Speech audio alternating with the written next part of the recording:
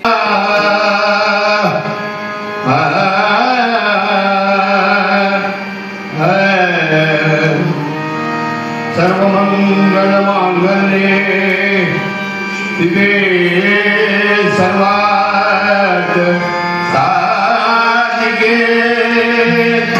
शरण्ये त्र्यंबके गौरी श्री सातेरी माते नमोस्तुते। सातेरी माते माझी आई मदलाखा बजावा पायी।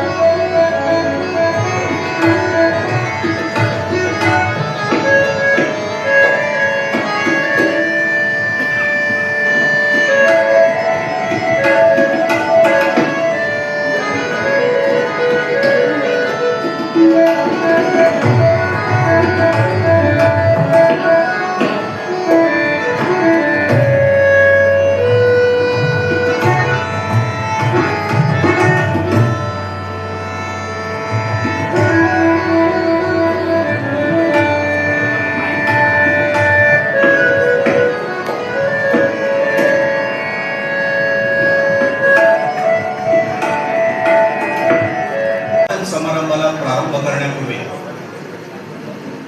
एक भावपूर्ण पार असायचे। त्या ठिकाणी मास्टर कृष्णा भिगो आसगावकर हे ते जॅकेट वगैरे घातलेलं आणि अतिशय तेजस्वी अशा प्रकारची सावळी मुद्रा आणि गोमंतकामध्ये लय आणि सूर याच्यामध्ये ज्यांच्याकडे श्रीमंती होती अशा प्रकारचं भजन संगीत नवे गायक या पालखीमध्ये त्यांच्या होणाऱ्या गायनातून शिकले। त्यांचं महत्वाचं वैशिष्ट्य म्हणजे एका बाजूला संगीताचा रियाज आणि दुसऱ्या बाजूला शेतामध्ये गाळणारा घाम। ते शेतामध्ये घाम गाळता गाळता ते आपल्या भजनाचा आणि शास्त्रीय संगीताचा आणि रागांचा रियाज करत असत। अनेकदा आपल्यापैकी अनेकांनी त्या काळामध्ये 70-80च्या काळामध्ये म्हापशाचं ज्या ठिकाणी आपण हनुमान थिएटर आहे तिथून पुढचा जो भाग आहे तिथं आपल्या मित्रांबरोबर बसून जगाची कुठले स्मरणच नाही आणि संगीताचा रियाज करते असं चित्र आपण बघितलंय। असा एक अद्भुत अशा प्रकारचा कलाकार या आपल्या खोर्ली गावामध्ये होऊन गेला आणि आज आपण त्यांचं स्मरण करतो आहोत। मी विनंती करतो संमेलनाचा अध्यक्ष या नात्याने व्यासपीठावरील मान्यवर आजचे संमेलनाध्यक्ष ज्येष्ठ तबला वादक व तबला शिक्षक पंडित तुळशीदासजी नावेलकर, आजचे उद्घाटक ज्येष्ठ शास्त्रीय गायक व संगीत शिक्षक श्री चंद्रकांतजी वेर्णेकर, आजचे प्रमुख अतिथी अध्यक्ष सांतेरी सांस्कृतिक मंडळ श्री नारायण कारेकर उर्फ बाबा कारेकर, आजचे प्रमुख वक्ते शिक्षक तथा योग शिक्षक व ज्येष्ठ पत्रकार श्री नारायणजी राठोड सर, श्री सातेरी देवस्थानचे अध्यक्ष श्री संदेशजी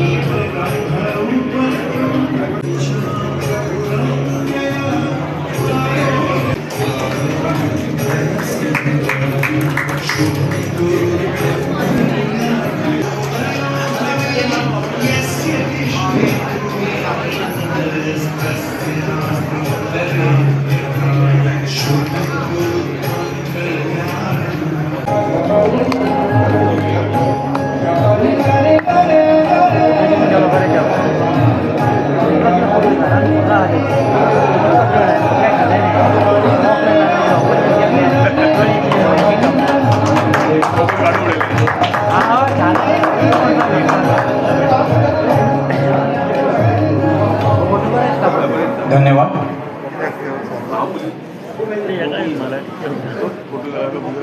सर्वांना विनंती की काही आसनस्थ व्हावं. Tot kemudian legal. Ayam mesin terlalu jauh. Mana harus?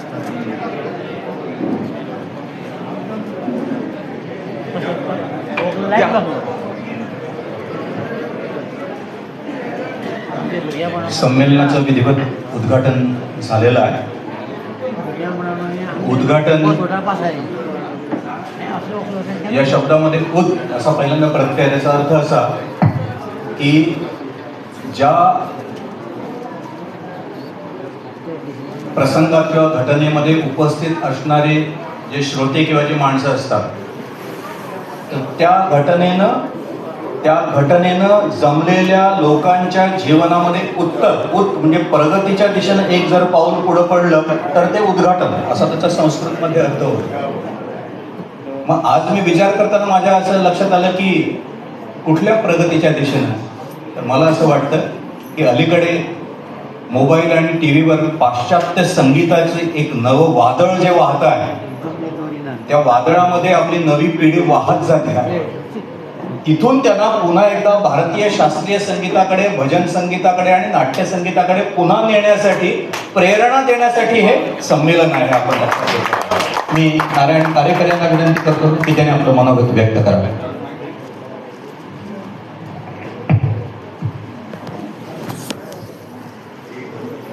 अर्चकांची, संगीत प्रेमींची सुद्धा आणि वेगवेगळ्या अपेक्षा असतात. इंग्लिश म्हण सर्वांना भेटेल, त्यामुळे प्रत्येकाची अपेक्षा ही भरपूर असतात.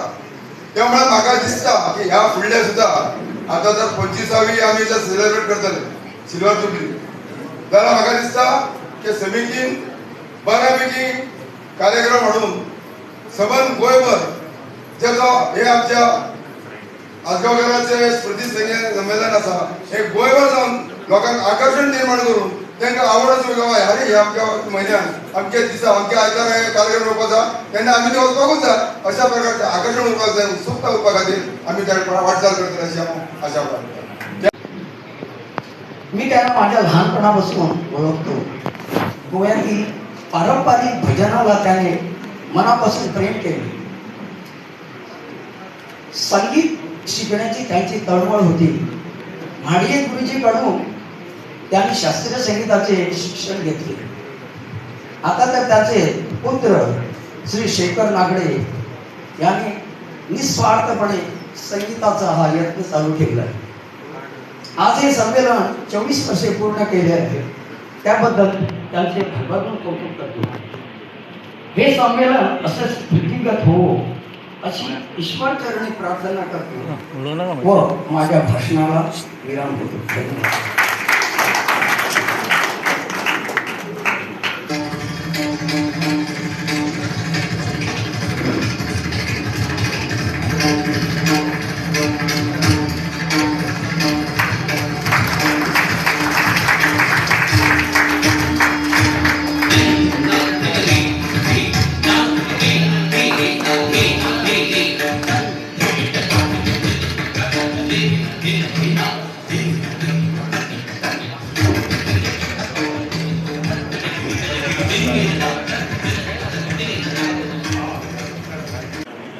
यानंतर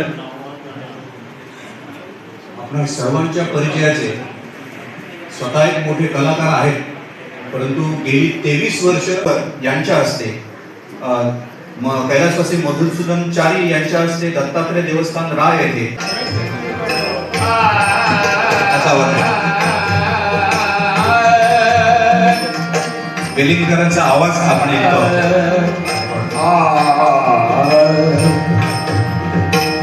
तेरू मन शरण वीर तेरू पाय वीर तेरू पाय वीर तेरू पाय वीर तेरू पाय वीर तेरू पाय वीर तेरू पाय वीर तेरू पाय वीर तेरू पाय.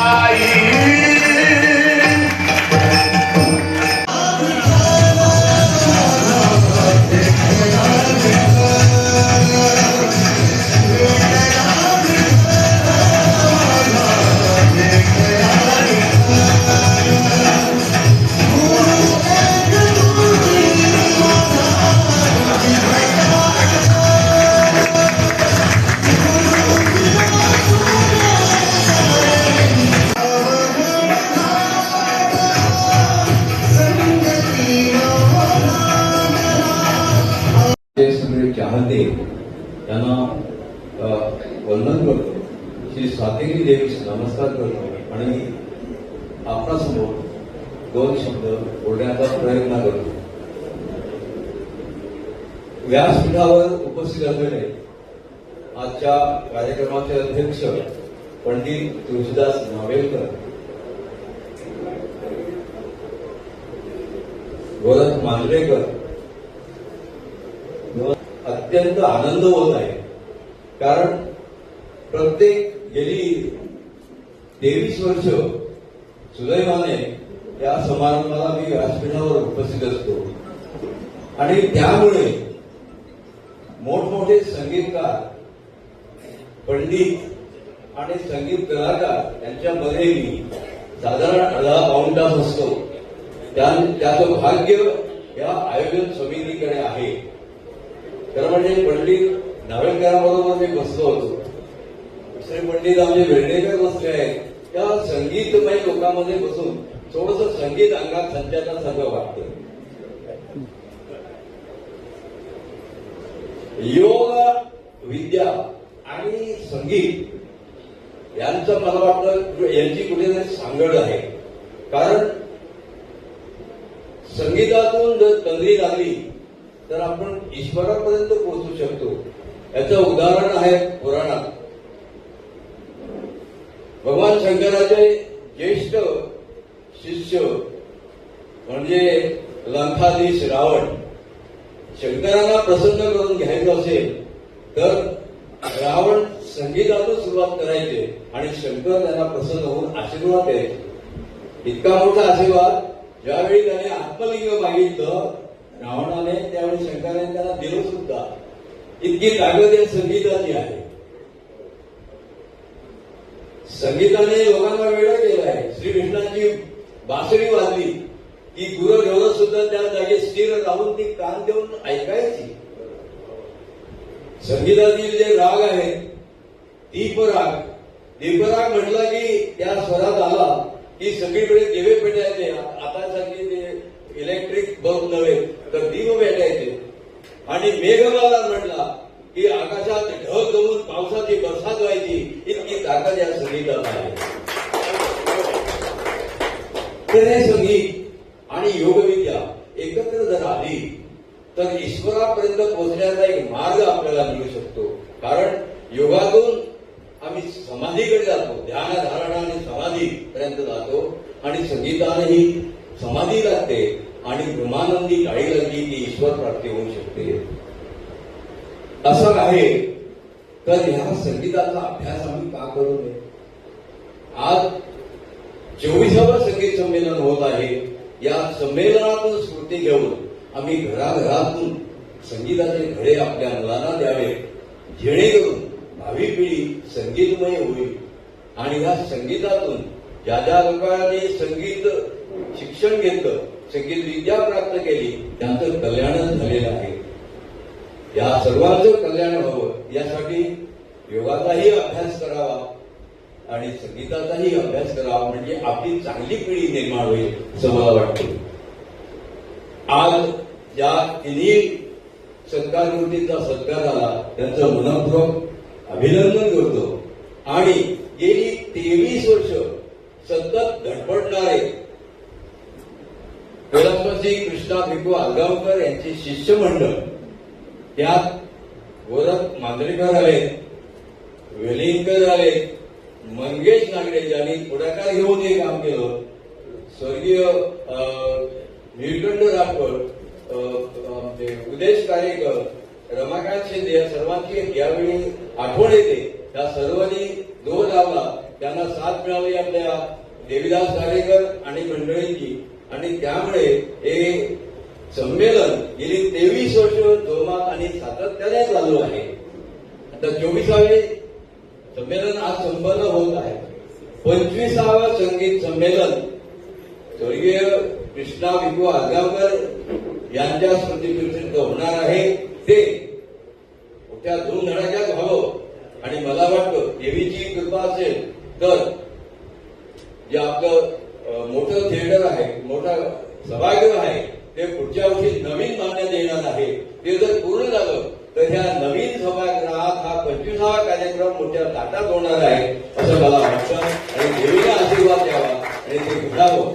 आणि या संगीत संमेलनातून प्रत्येकाने उत्स्फूर्तपणे संगीतात वाहून घ्यावं अशी नम्र विनंती करतो. आणि मला गेली 24 वर्ष इथे व्यासपीठावर येऊन या संगीत महोदयांच्या बरोबर बसण्याची मला संधी दिली जाते, त्याबद्दल आयोजकांचे आभार मानतो आणि इथे थांबतो. धन्यवाद.